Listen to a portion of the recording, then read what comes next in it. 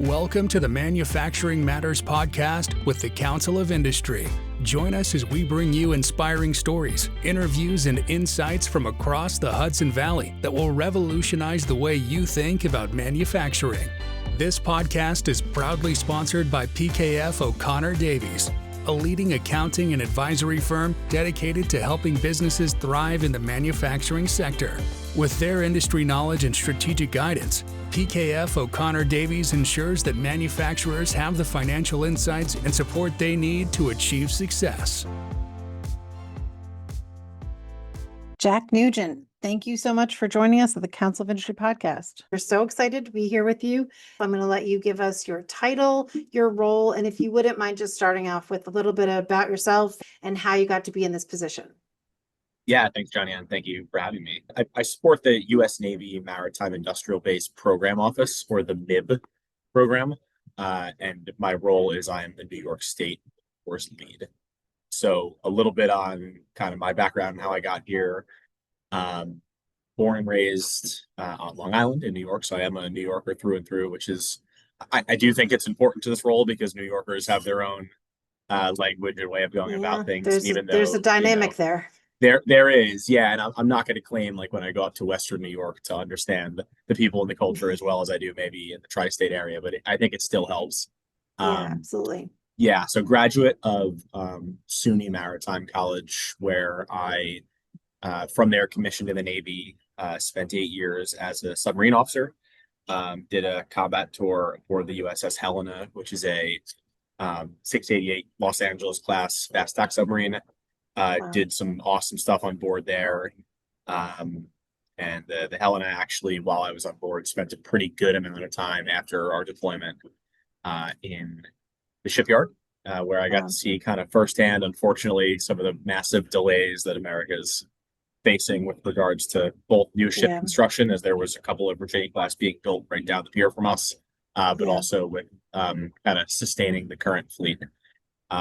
So after that, after leaving active duty, I'm actually still in the reserves as a reserve officer, but after leaving active duty, moved down to DC, did some military operations analysis work, and then found myself into this awesome role supporting what was then the SIB program, Submarine Industrial Base, but has since become the MIB program. So it's a little bit about me and how I got here.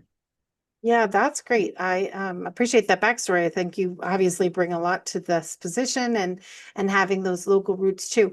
This is something maybe a little off topic, but I'm just curious, did you always know you wanted to go in that route? Like, did you know this was the path you want? Not necessarily the workforce development side, but to work on a submarine, to commission in that way? Absolutely not. This all started, it's actually kind of like a weird, when I really look back on my life, why I joined the Navy. When I was growing up, my dad was in the mortgage business. He lost his job in the 2008, housing bubble collapse. Okay. And we went from like I'd say like upper middle class family to like, and I didn't know it at the time. Fair enough. The paycheck family very quickly. Yeah. And my parents, were amazing, and they didn't let that really impact my brother and I's lives. But as I got older, I kind of realized what was going on, and there was no more college fund, and so it was basically, hey, unless you want to be, in debt, you need to find a way to pay for your college. And I was in junior ROTC in high school. I learned about the Navy scholarships. And so that's kind of, I applied for one, and I ended up getting a full ride via Uncle Sam to SUNY Maritime. That's amazing. While I was there, I decided I wanted to be a jet pilot, and trained for 4 years to be a pilot, and got drafted into the submarine force. So that's how I ended up. But I don't regret it for a second. Yeah, if you want to hear God laugh, tell him your plans, kind of a thing, or just like hold my beer, while you align in that way. But it's all about how you. I really do believe it's all about how you respond to those curveballs that life throws at you. And I think, a lot of people have had it a lot harder than me, but I do think I was thrown a couple of curveballs at a pretty young age, and then, I think I'm a better person for it. Yeah. I heard somebody recently say, everyone uses resilience as such a good, strong word, but when you're in the middle of it, it doesn't feel good at all. It feels like discomfort and pain. And yes, you're going to end up with the adversity that you want to be able to build on later. But while you're in it, you're just very uncomfortable and kind of frustrated that things didn't go the way you wanted them to. Right, right. And I remember I thought in college, I thought my CEO was joking when he told me I'm going to be a submarine officer because you rank your five choices. Like so, I had like Okay. pilot, and then what's called an Okay. NFO, which is like a seen Top Gun. It's like what Goose does. It's like you do the Okay. navigation and Okay. operations in flight. And then I wanted, and then after that, it was like nuclear officer on an aircraft carrier, and then it was like traditional surface officer, and then it was submarine officer. Oh, And wow. the submarine program is um, the most important uh, part of the DoD, right? I mean, it's Yeah. Line of especially defense, right? the nuclear part of the submarine force is the only clandestine portion of our nuclear triad. And if if there's not enough people that volunteer to meet those quotas, they will start picking people. And I mean, I didn't have Yeah. a stellar GPA, but I had a decent enough GPA where I guess they thought I would be a good candidate. Wow. So yeah, that's how it Well, happened. I It was mean, a listen, crazy story. I can speak for our association and our interactions with you in this role, and it was worked out for us. So we're happy for that to have been Appreciate it. your path and all those. So tell me a little bit about the Maritime Industrial Base, why it's so critical in the work that you're doing. Yeah, sure. And so I think, we our organization is called the Maritime Industrial Base Program Office, or the MIB program, or the MIB. But I also think it's important to say, like, what we also talk about the MIB as an entity, right? So the Yeah. Maritime Industrial Base is this conglomeration of all of the workers and technology and companies and infrastructure and government oversight that goes into Okay. building ships, both Navy and commercial, and submarines for the Navy. Okay. And so we are what we're called, if that makes sense. So I want to Yep. make a little distinction because I will refer to the MIB both as the entity and the program office in this conversation. Right. And so it should Okay. be relatively obvious which one I'm talking about, but I do want to Yeah. make that clarification. So the Yeah. MIB program was established in September 2024. We used to be the submarine industrial base. Okay. And at that time, the Secretary of the Navy really liked what the SIB program was doing, and said, hey, we need to expand this. We need to, maybe eliminate some of the bureaucracy and have more of a direct line of communication to the Secretary of the Navy. And we need to, build on the successes that SIB had and apply it to all American shipbuilding. And so, kind of the goal of the MIB program is to lead the U.S. Navy's efforts to revitalize American shipbuilding Yeah. and repair capabilities. Right? We were established in September 24. And I think, what our leadership under Mr. Matt Sermon are trying to do is just really strengthen and expand the industrial base that build these surface ships, aircraft carriers, and submarines that are vital to national defense. Yeah. We have three kind of main lines of effort under the MIB program. The first one is supplier development. I'm sure we'll talk about that later. Yeah. Absolutely. That's something that the Council of Industry and its members are going to be really interested in learning more about. But the supplier development team, their goal is to build a resilient maritime supply chain. They do this by trying to strengthen production capabilities, address bottlenecks, and diversifying critical suppliers, which is really important, right? So Yeah. Absolutely. we have Now more than ever. yeah, and there's over 20 critical suppliers in New York State. So a critical supplier is a company, it could be a massive company like Lockheed Martin, Yeah. or General Dynamics. I'm not saying they are critical suppliers, but I'm just giving Yeah. an No, I example know what you of mean. scale. Right. Size wise. Everywhere to like a 20-person mom and pop machine shop. But a critical supplier is a company that builds either a part or a suite of parts that are the only company that has the capability, capacity, or certifications to build that part, right? So if they were to, stop producing that piece of equipment, whether it was because of an act of God or a workforce challenge or a financial challenge or a Yeah. buyout, they could literally, and again, a 20-person shop theoretically could literally delay the delivery of Yeah. a nuclear submarine. So the supply chain team has over 750 initiatives across 33 states. And they're working every day to ensure the Navy shipbuilding demands are met with innovation and reliability. So the second line of effort is advanced manufacturing or technology development. Mhm. And they're working on, hey, how do we bring modern day maritime manufacturing into the 21st century and kind of, meet where private industry is already at with things Right. like AI and 3D printing How do we use technology to streamline production, reduce delays, enhance productivity?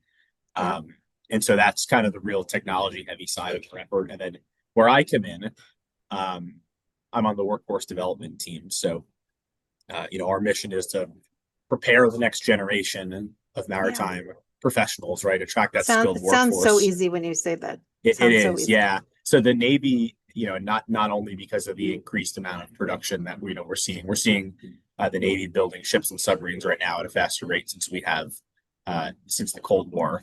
And in order to kind of meet that demand, not only the increased demand, but to make up for the overwhelming majority of these skilled workers who are set to hit retirement age in the next 5 years, it's estimated that we need to hire about 250,000 new skilled workers over the next decade. So we're doing that with things like K-12 outreach, advanced training programs, creating meaningful careers.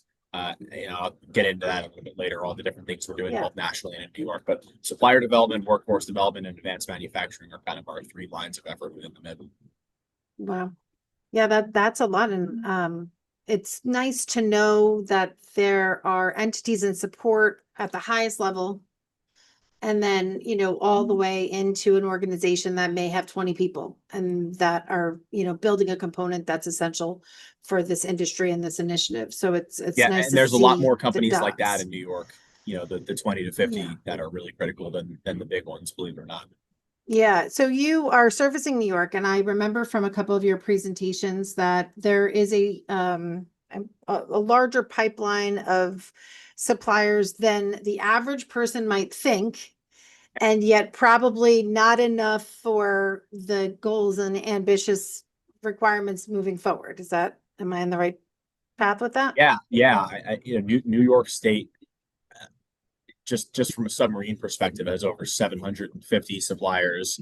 And if you expand that out to the entire MIB, companies that are building any part or component that goes towards maritime or commercial manufacturing of ships and submarines, it's over 9,000.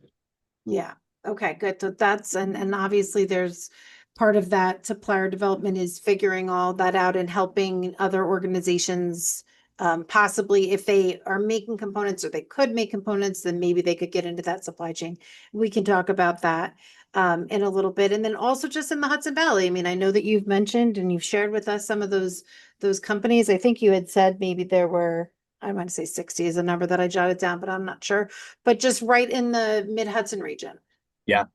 That are actively participating. If you kind of break New York down by the state has designated like economic development zones. It's pretty intuitive, right? Long Island, Hudson Valley, Capital Region.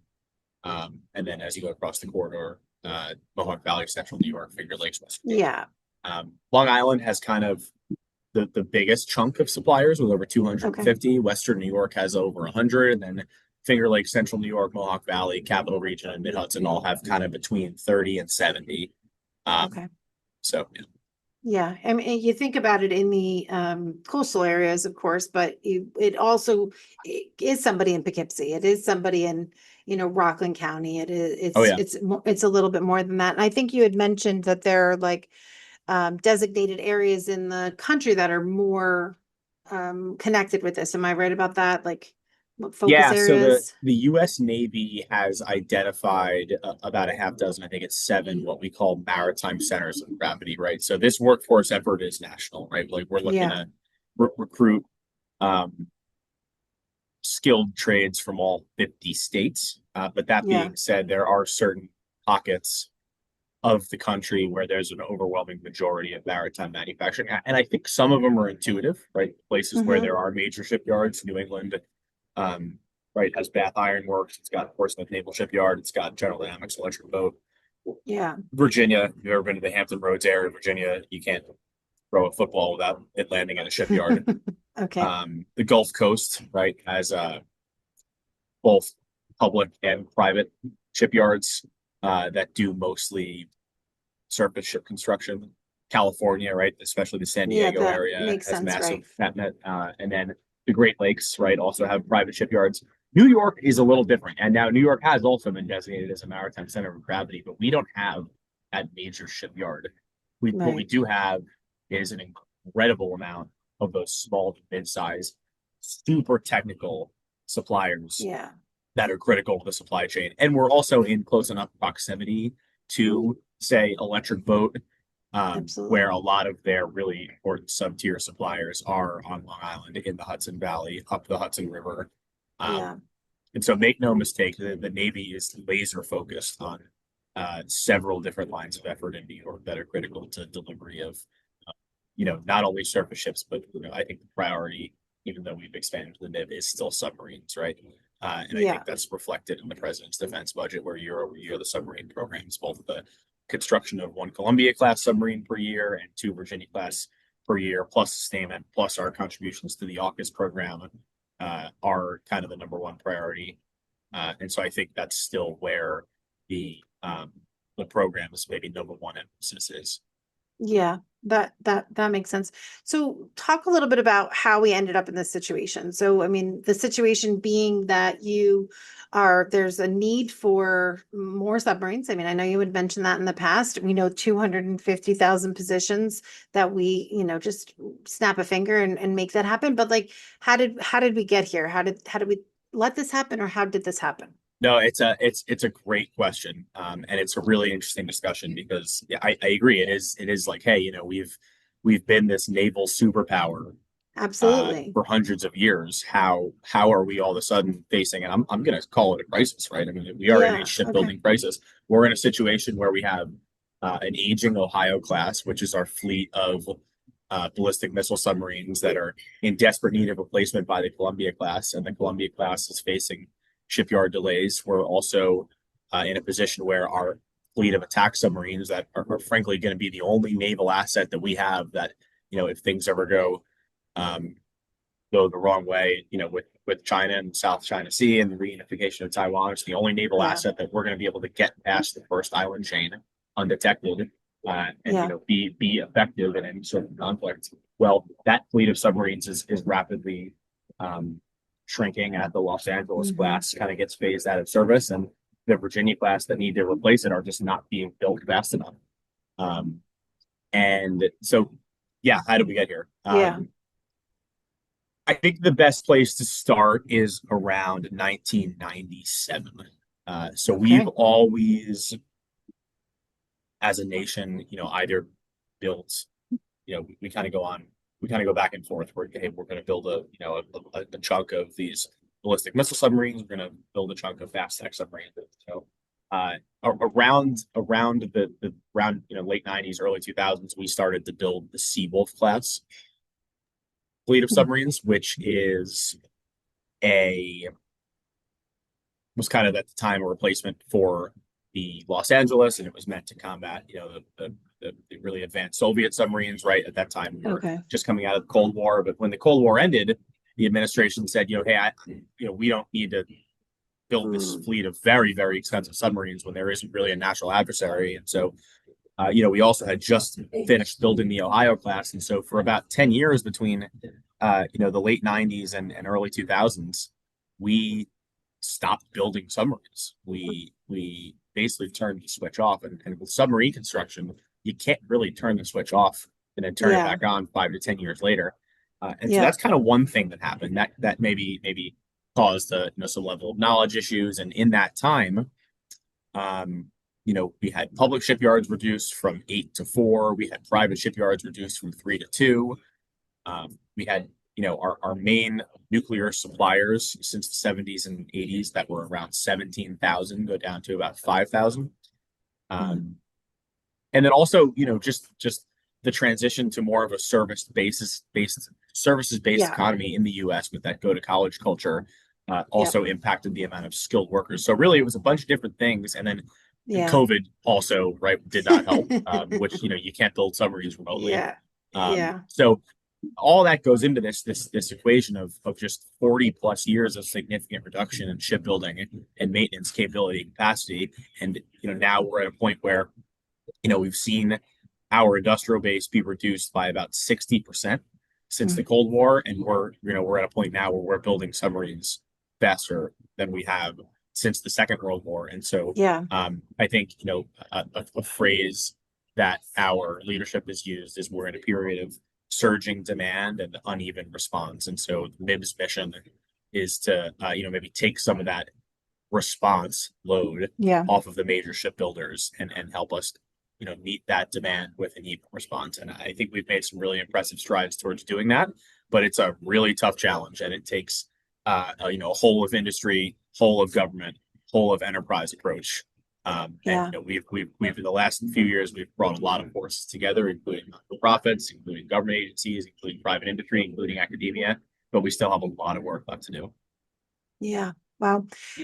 Hearing you say that, I think that's, what we feel as the Manufacturers Association, right? On a different scale, I want to say smaller scale, but I don't think that's the right word, but all those same challenges have been the challenges that our members have been facing since that time as well.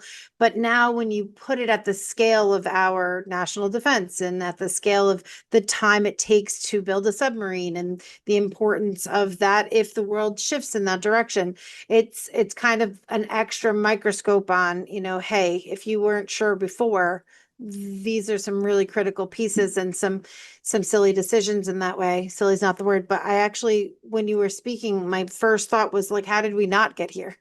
like I guess if you just looked at it on paper, that's exactly where we would have ended up as we are now. Yep. Yeah. It was the writing was but at the time in the late 90s, right? And Of course. when the Soviet Union fell, the wall fell, the Soviet Union disbanded, and China wasn't nearly the military and economic threat that they are today. I mean, some of the writing was on the wall there, but Yeah. if you don't have a need for Yep. for your top line on the president's defense budget every year to be $9 billion or whatever it was this year, you're probably not going to do that, and Right. the need just wasn't there, at least Yeah. in a lot of the decision makers' perspective, and it really certainly is now. Yeah, no, I guess it's good that we figured out this now and hope that, those pieces come together. So I Yeah. know that you mentioned some partnerships, and I know that you mentioned some programs that you're doing. So tell us a little bit of how you're doing this. I have a vision in the expression of like floats all boats, and I think it kind of fits appropriately because it sounds like the work that you're doing is to help those companies that are in the pipeline, that are suppliers, but it feels bigger than that, and it feels broader than that. Yeah, so maybe the best way to answer this is to kind of start with some of the things we're doing nationally, and then also talk about some of the things we're doing, in New York State. So, again, we nationally need to hire 250,000 new skilled workers over the next decade. And so we've done a couple of things nationally, to try to help with that. The first one is we've partnered with the Accelerated Training and Defense Manufacturing Program. It is a skilled trades training center in Danville, Virginia, which has become the national partner for the Maritime Industrial Base and buildsubmarines.com, which I'll talk about in a few minutes. And this is a 8-week training program in one of 5 areas: welding, CNC machining, mechatronics, quality inspection, and 3D printing. And it's completely free. Tuition and housing are completely paid for by the Navy. You can go there if you're just looking to support the MIB, or you can be an employee of a company, and that company can send you. And then there's also options where say you're a school district or a CTE, and you want to start a CNC training program, but you don't have a way to get the instructor certified. Well, if there's room in classes, you can send them there too. Yeah, wow. And the ATTM program is tremendous. If you ever have a chance to go down to that facility in Danville, it really is state of the art. They have trained more than 750 skilled workers since February 2025. They're scaling to full capacity. They only opened in January of 25. But when when they get to full capacity later this year, they expect to graduate 1,000 skilled workers annually. Well, so that's ATDM, great. I think, is a great thing that the Navy's doing. I've heard there's a also- little Yeah, go talk ahead. about it. Am I correct that Pine Bush School, one of their teachers was going to that? Yeah, very good. Yeah. Yeah, that's great, Ellen. Yeah. We yeah, actually are so planning that on was the having her on example the that I gave. podcast. Yeah, She's so that was the gonna- example that I gave. Yeah, she excellent. was a welding instructor. No, I think she was a shop instructor, and she's going for the welding Yeah. program. Yeah, that because feels Pine right. Bush Yeah, but I'd say if you look at New York State, to shout out Pine Bush real fast, Yeah. I've been to 3 high schools that I think are really leading the charge, Yeah. with manufacturing training programs in the state. One of them is West Islip on Long Island. One of them is Alden, just outside of Buffalo, and the other one is Pine Bush. They are tremendous, and it starts with buy-in and support from the administration, and Yeah. their leader over there, Aaron Hotmeyer, is about as good as it gets. So just wanted to shout out Pine Bush now that you mentioned it. But yeah, you'll No, have we're happy to shout out Pine Bush. We have reached out to Ellen. I think she's going to be on our podcast to talk about her experience at this training program. No, when she that's gets awesome. back. That's awesome. when Yeah, she gets hopefully back. she's got great things to say. Yeah, so we'll continue to spread the word on that. So that's exciting. What else? The U.S. Navy Talent Pipeline Program. So this is an organization that the Maritime Industrial Base is supporting. They partner one-on-one with employers, giving them coaching and resources to kind of recapitalize their workforce through recruiting, hiring, onboarding, and retaining workforce. To date, they've generated more than 3,900 new hires with different companies that support the MIB. And a new hire, again, by their standards, is defined as someone who's been there for at least a year. They kind of focus on small and medium suppliers, right? These suppliers who don't have these robust hiring retention programs or, massive HR units or massive recruiting units. So it's just another kind of free service the Navy provides. And they actually have a flag. The TPP has a flag on Long Island. So that's kind of open to all employers in the tri-state area. That's really great. I think I went to a presentation and I heard a little bit about that. So is that available to companies that are currently in the supply chain for that, or is that also available to other companies? Available to any company in the defense industrial base. And again, That's that goes great. back to the rising tide floats all boats saying that you mentioned earlier. Yeah. And then finally, I do want to talk about buildsubmarines.com for a second. So, Yes, please. If you, if you're at a baseball game and you see, Maritime Industrial Base. I wasn't gonna say it, Jack, but honestly, before I even got to meet you, I have been on that website and have seeing it everywhere, which is brilliant strategy. Well, yeah, and you can talk about the Maritime Industrial Base program office for the need, but you need something a little bit catchier than that. Yes. And I think buildsubmarines.com is perfect. So if you go to buildsubmarines.com, for those of you listeners who haven't gone, please go check it out. It's first and foremost, it's a career portal. So it scrapes from Indeed and ZipRecruiter, but also companies can go on and post their own open requisitions, open positions, in any of the skilled trade career paths, right? So I think that the main career paths that the MIB focuses on are things like additive manufacturing, painting, blasting, spraying, CNC machining, design, engineering, metrology, non-destructive testing, welding, planning. But there's more on there too, right? You can learn about the mission. You can learn about what the career paths entail by specialty, by experience. There's a career matchup tool. If you say, hey, I really want to be a welder, I really want to be a CNC machinist, I want to support my country, but I don't want to join the military, I don't want to move away from home, I can't move away from home, I have a family here, kids here, right? A million different reasons. Well, buildsubmarines.com will show you where those training opportunities, both on a national level from maybe ATM or even at a local level. If you live in, the Hudson Valley, hey, Hudson Valley Community College has this amazing CNC and welding training program. That, absolutely. The Gene Haas Center for Advanced Manufacturing up there. Hey, here's how to get connected with their onboarding team. Here's the your tuition assistance programs that are offered. And honestly, all the incentives and funding and there's a lot of ways to do it, and there's a lot of programs that support it. So that's excellent. You'll also find resources for educators. So if you're a high school teacher, you're a college teacher, you're an elementary school teacher, hey, how do I put programs that point students towards STEM or towards skilled trades or towards maritime manufacturing? How do I bring that into my classroom? If you're a supplier, hey, how do I take the most advantage of this free tool that the government's offering at buildsubmarines.com? There's a newsroom. And then, there's the whole advertising piece, right? So we have national level advertisements. You'll find buildsubmarines.com on a NASCAR. You'll find it, and with the MLB, you'll find it with WNBA. And then there's all sorts of local advertisements too. So we did an advertising campaign with the Long Island Railroad this year, which was awesome. If you get on a Long Island Railroad train car heading into the city at 4 a.m. on a weekday, it's basically a bunch of union workers. And, I think that a lot of them probably don't realize there's manufacturing opportunities, these high paying jobs right here on Long Absolutely. Island. So that Right. was kind of the thought behind that. And you'll find a million other examples like that nationwide. So Yeah. the buildsubmarines.com is kind of the MIB's outward facing marketing and advertising campaign. Yeah, I love that. It's very helpful. I've poked around on there. We do something on a very small scale similar to try and make those matches and connections, but this is great. And as you said, you got to be where the people are, and you Yeah. got to put it in front of them so that they can see it, because if they've never seen this, they've never heard of this. They don't know that these stores are there. So we have to do our part to share that.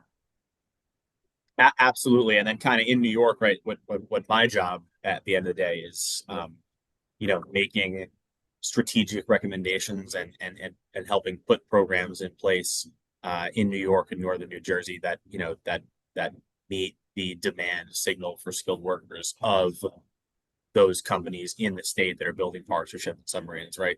Not every company is going to be able to use ATDM, and ATDM is not big enough to support every company. So we need programs and partnerships in New York State to help meet that demand signal. And so just to list off a couple things that we're doing statewide. Yeah, go for it. So I'll start on Long Island.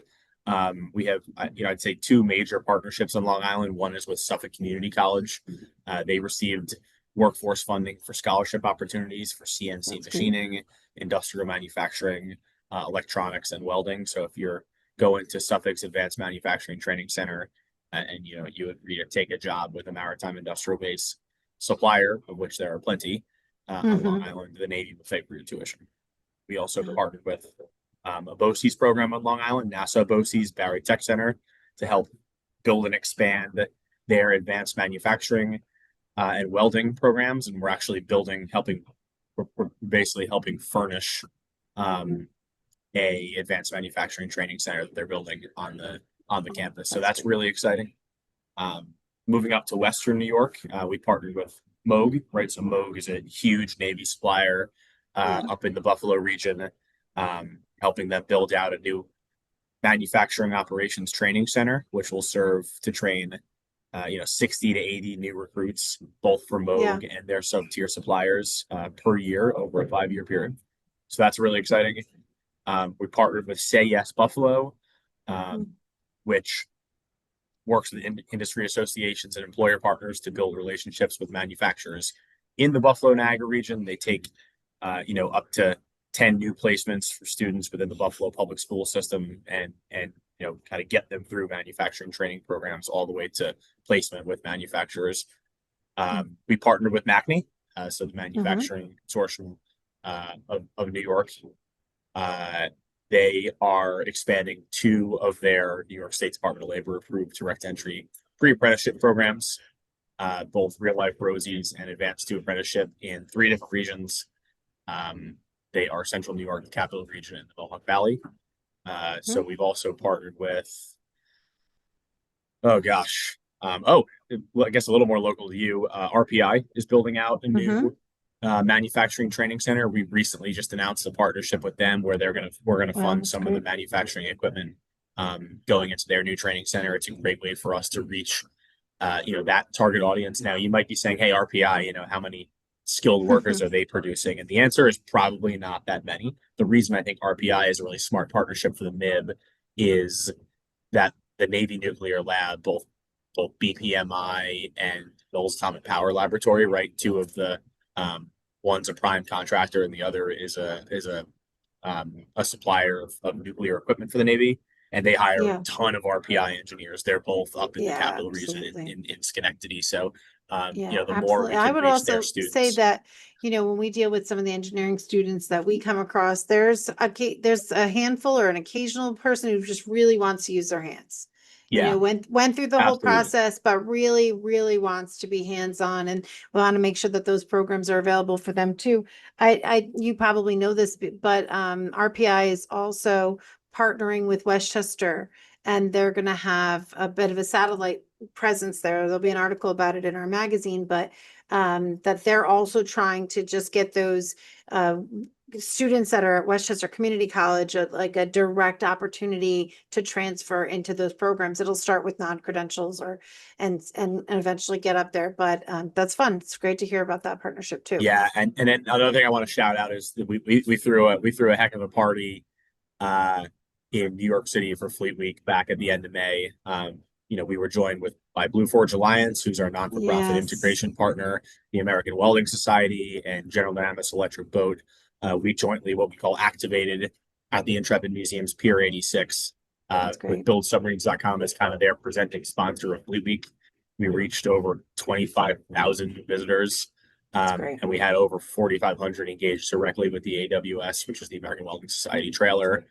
We had Admiral Caudle, who's the commander of Fleet Forces, visit the exhibit. Wow.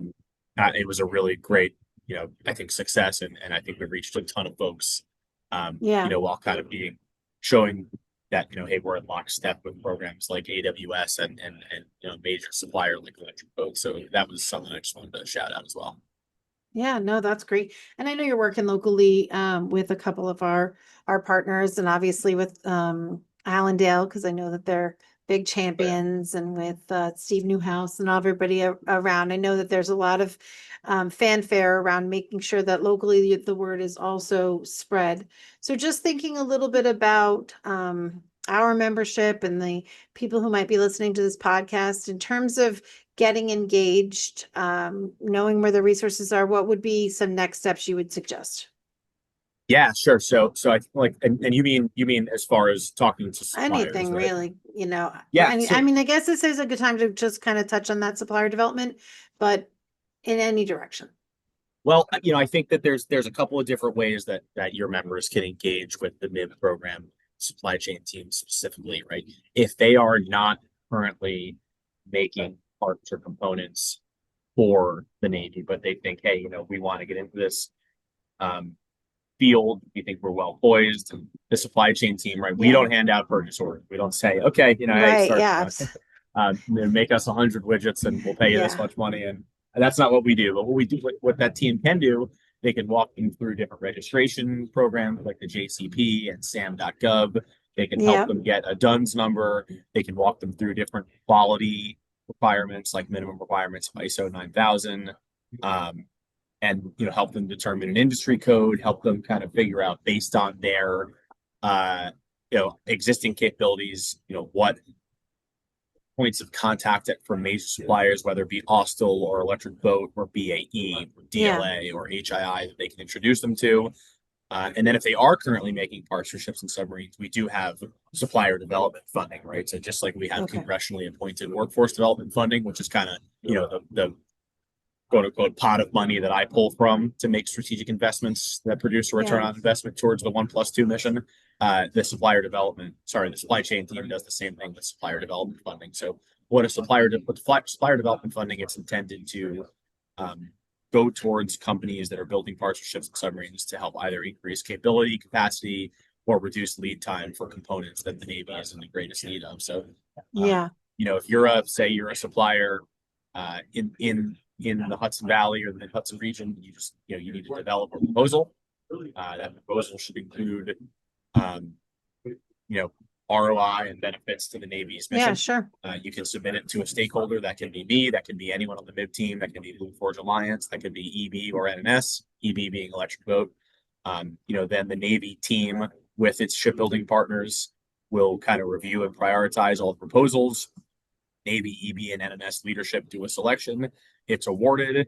It's executed through either Blue Forge Alliance or a major shipbuilder. And then proposals that are not awarded, this time around, it's on an annual basis, but also they could be also awarded on a rolling basis if there's an emergent need. Proposals that aren't awarded will kind of be kept for future consideration, if you will. Again, I'm not on the supply chain team, so I don't speak on. I don't think you have enough time to add that to your job description. That's kind of the general process of supplier development funding, and there's plenty of companies in New York State that have already taken advantage of it. That feels like it's kind of helping with some of the gatekeeping and how do I get there from here pieces to walk them through that. So that's one piece. And then in terms of the, what is it, ATD? Is that what it was? ATDM, Accelerated Training in Defense ATDM, yeah. Manufacturing. Yes. So if somebody wanted to learn more about that, would that be something that we would reach out to you? Would that be on the Build Submarines? Like, just how to get that information? All of the above. You can go to atdm.org. You can go to the MIB program website. You can email mib-inbox@us.navy.mil. But yeah, if you just Google ATDM, it's a great website. There's a ton of program information. Yeah, you can always reach out to me directly. Okay. The people that I'm working with right now, that they offer ways for people in the supply chain and not on the supply chain to attract and develop talent internally. And they have to stay there for 1 year, and that's how they get to be. The TPP. Yeah, the TPP, DIB, Defense Industrial Base, dibtalentpipeline.com. The TPP is an amazing program, and the benefits that they have provided to our suppliers are really, really grand. Yeah, there's a lot out there, so that would be a good start. Is there anything else you'd like to share with our listeners or with the council? Anything else we should be aware of? Just final thoughts. No, I mean, I think I will give a plug for our LinkedIn page. The Maritime Industrial Base has a really great LinkedIn page. They're constantly sharing kind of highlights and success stories and opportunities within the MIB. So I would encourage anyone who's active on LinkedIn to follow that page. And then again, the mib.inbox@us.navy.mil. Sorry, mib-inbox@us.navy.mil. You will get a response. You will be directed to the right person. So if you have any questions on anything I've talked about, supplier development, supply chain, workforce development, advanced manufacturing, or just general questions, please reach out to that email address and you will get a response and you will be sent to the right person. Yeah, I can see online from your websites, from your presentations, and from talking with you directly, there's a lot of information out there, but it's also easily accessible, and there's some guide ways to get you from here to there. So I think if anyone is listening, that would be great if they did follow up. Jack, thank you so much for taking the time to do this. This was really fun. And we look forward to seeing you around, because I know you're a busy guy, and I think we'll be at the next event and we'll get to see you in person. Thanks, Johnny. Likewise. Thank you for joining us on this episode of Manufacturing Matters, brought to you by the Council of Industry and sponsored by PKF O'Connor Davies, accountants and advisors who understand the unique challenges and opportunities in the manufacturing sector. We hope you gained valuable insights and inspiration from today's discussion. If you enjoyed this episode, make sure to subscribe to our podcast and leave us a review on your favorite podcast platform.